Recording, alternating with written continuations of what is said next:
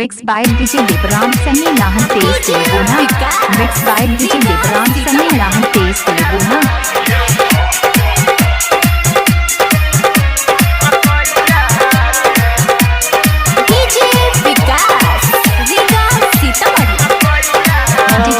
मिले बच्चा हर जाइया गे बढ़ गेलै देखने मकैया गे मिले नैया बच्चा हर जाइया गे बढ़ गेलै देखने मकैया गे असरा धराई छ हमरा तर पाई छ कहै छ कि छै घर भैया गे मिले नैया बच्चा हर जाइया गे बढ़ गेलै देखने मकैया गे मिले नैया बच्चा हर जाइया गे बढ़ गेलै देखने मकैया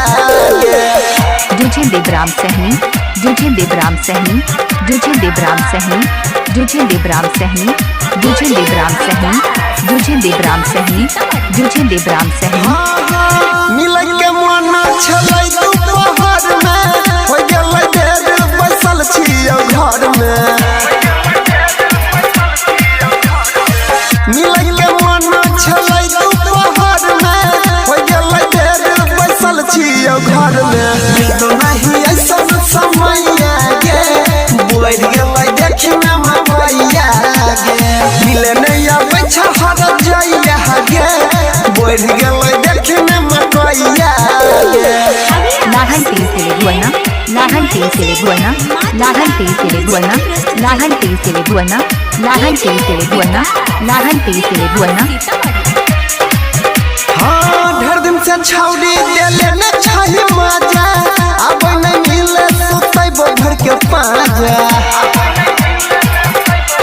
ढेर दिन से छौड़ी देले न छही मजा अब नहीं मिले सुतै भर के पाजा हमर आयुष कहो अनिल गवाइल गे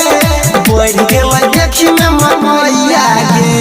मिले नहीं आबै छ हर जाइया गे बढ़ गेलै देखने मकैया गे असरा धराई छ हमरा तर पाई छ कहै छ कि छै घर भैया गे मिले नहीं आबै छ हर जाइया गे